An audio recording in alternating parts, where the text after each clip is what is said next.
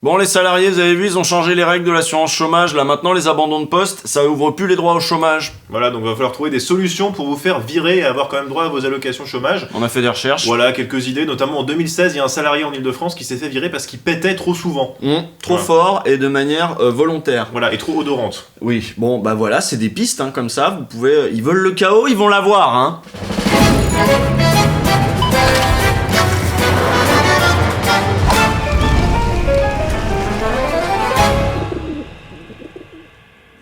Bon alors la redevance là, vous êtes contents, c'est bon, vous la payez plus, hein, vous avez plus à financer les téléfilms avec Stéphane Bern, les émissions prout-prout avec Léa Salamé, puis maintenant il y a un nouveau là-dedans, là, un espèce d'humoriste claqué au sol qui essaie de faire du Bafi. Paul de Saint-Cernin.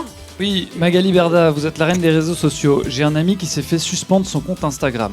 Est-ce que si je vous donne son pseudo, vous pouvez faire quelque chose pour lui? C'est @BOOBA officiel. Ça risque d'être compliqué. Alors vous le connaissez ce rigolo là? Il est désopilant, hein. Non mais c'est pas le sujet de l'émission, Ah on ouais. parle de la redevance. Paul de Saint-Cernin qui s'appelle. Paul de Saint-Cernin, j'ai une particule, Non, déjà, si ça se trouve, c'est un ouvrier qui a travaillé toute sa vie pour avoir une particule, et ensuite, c'est pas... C'est même pas son nom complet, c'est Paul de Lapart de Saint-Cernin. Il y a deux. Non mais Bon, on parle pas de ça aujourd'hui, on parle de la Et son redevance. père, c'est Pierre de Lapart de Saint-Cernin. Il est membre de l'association d'entraide de la noblesse française. Ah ouais, genre s'ils ont besoin de se dépanner en caviar, ou s'ils cherchent un château pour l'été... Non mais c'est pas le sujet en fait, on parle de la redevance TV aujourd'hui.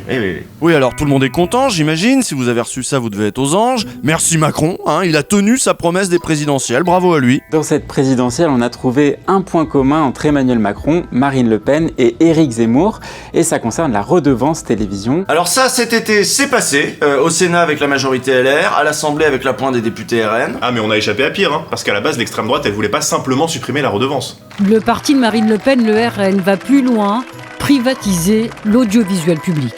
Marine Le Pen a clairement dit au tout début de sa campagne présidentielle que nous voulions supprimer la redevance et rendre cet argent aux Français et faire une économie en privatisant en particulier France Télévisions. Bon, du coup, ce sera pas privatisé, ce sera juste ruiné. Silence! Silence pour la redevance! Oui, parce que la redevance TV de 138 € qu'on payait quasiment tous les ans, ça constituait un budget stable pour l'audiovisuel public. Maintenant, avec sa suppression, c'est l'Assemblée qui va voter ce budget, et ça veut dire que le montant qui va revenir à nos médias nationaux pourra varier en fonction de la composition du Parlement et du contexte politique et économique. La production de l'information ne devrait pas dépendre de la couleur politique d'une assemblée ou d'un gouvernement. Elle devrait se poursuivre quoi qu'il arrive, sans se soucier des échéances électorales. Dans ce petit édito pour le média, la journaliste Lucie Ducotolou dit aussi autre chose, c'est que si tu supprimes un impôt qui collecte à peu près 4 milliards, dans l'absolu, il y a quand même 4 milliards en moins. Bah oui, si ces 4 milliards faut les prendre sur le budget de l'État, il va bien falloir couper dans d'autres dépenses. Et c'est pas rien 4 milliards, le budget de tout le ministère de la Culture, il est de 4,2 milliards par exemple. On est quand même sur un gros morceau qui jusque-là était presque intégralement financé par cette fameuse redevance. Les 2/3 de cette somme sont dédiés à France Télé,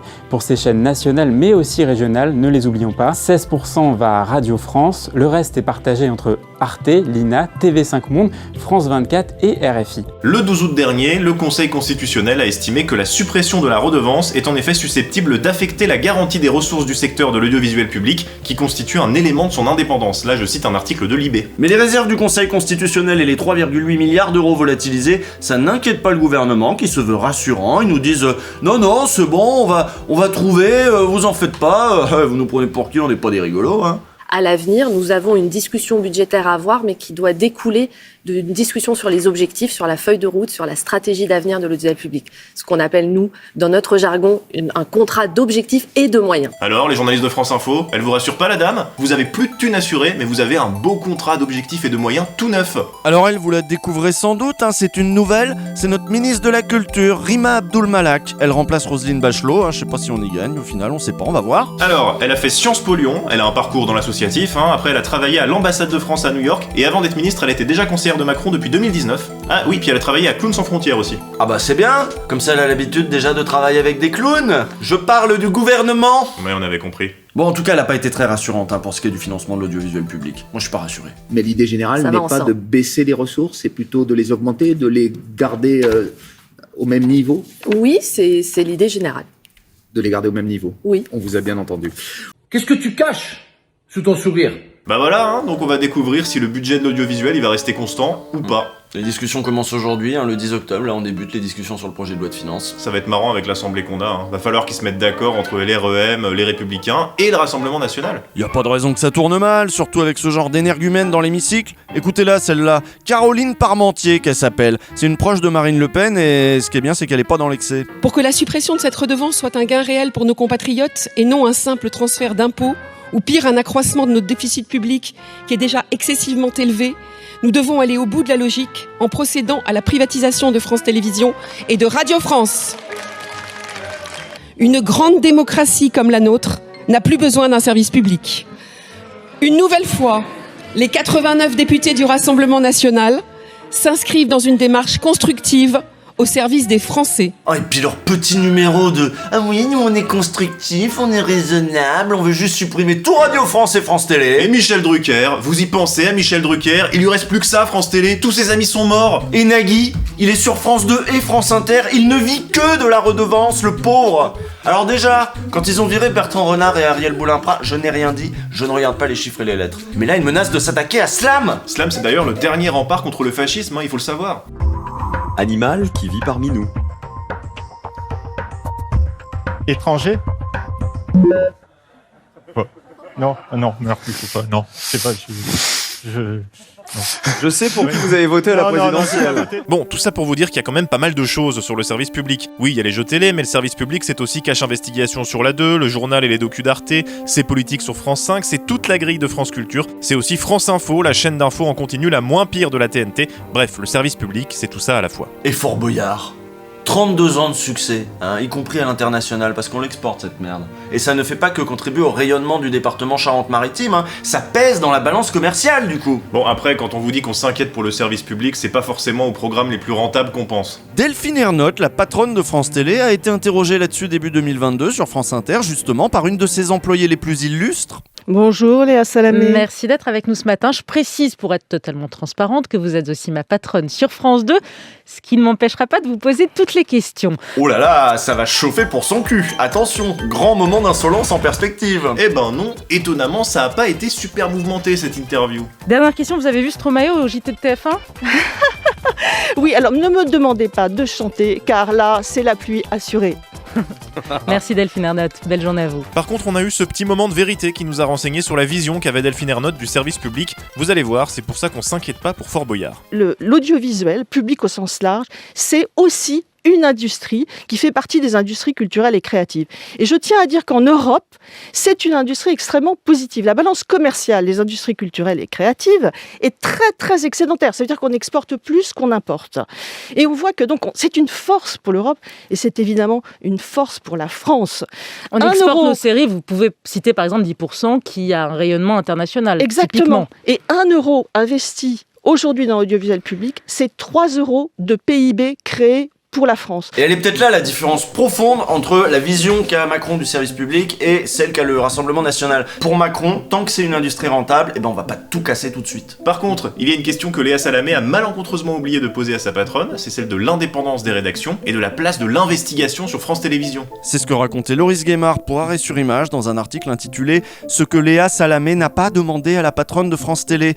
Parce que figurez-vous qu'à ce moment-là de l'année, un bouquin sortait, « L'Élysée et les oligarques contre l'info » de Jean-Baptiste Rivoire, et ce bouquin évoquait nommément Delphine Ernotte, accusée donc d'avoir fait pression pour réduire la place de l'investigation sur le service public. Bon, le titre est un peu racoleur, mais c'était pas des élucubrations, c'est un bouquin qui a eu de bons papiers dans Le Monde, dans Télérama, dans Libé. Mais voilà, c'est un livre dont on ne parlera pas ce matin-là sur France Inter. Donc pour en apprendre plus, on pouvait lire l'interview de l'auteur dans l'Obs, voilà ce qu'il nous racontait. Jusqu'à 2015, il y avait une petite émulation entre le pôle enquête de Canal+, et les 3 guichets un peu autonomes de France TV, en mesure de prendre ces enquêtes dans leur case. Bolloré a supprimé les enquêtes à Canal+, et Delphine Ernotte a créé un guichet unique pour les documentaires. Une sorte de goulot d'étranglement géré par une seule personne. Une manière pour la télévision publique de contrôler et verrouiller. Bon, tout ça pour dire quoi ? Ouais, parce qu'à la base, on voulait quand même défendre le service public. Oui, voilà, mais quand même, voilà, l'indépendance dans le service public, elle est fragile. Les politiques, ils sont jamais loin, et faut rien prendre pour acquis. On se souvient par exemple de Sarkozy, qui avait fait passer une loi qui lui permettait de choisir directement lui-même le patron de France Télé. Il avait nommé Rémi Pfimelin, et puis ensuite il a fait nommer Philippe Val, le pote de Carla Bruni, à la tête de France Inter. parlementaires, et puis ça a viré des humoristes, etc.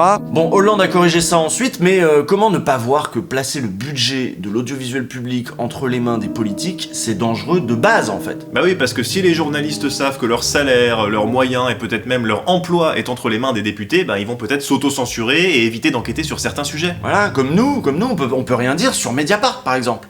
Pourtant il y aurait des choses à dire, hein. J'en parlais avec mon ami Gérard Darmon, autour d'une bonne bouteille de whisky. L'indépendance pour les médias, elle est au service des citoyens, au service de la démocratie.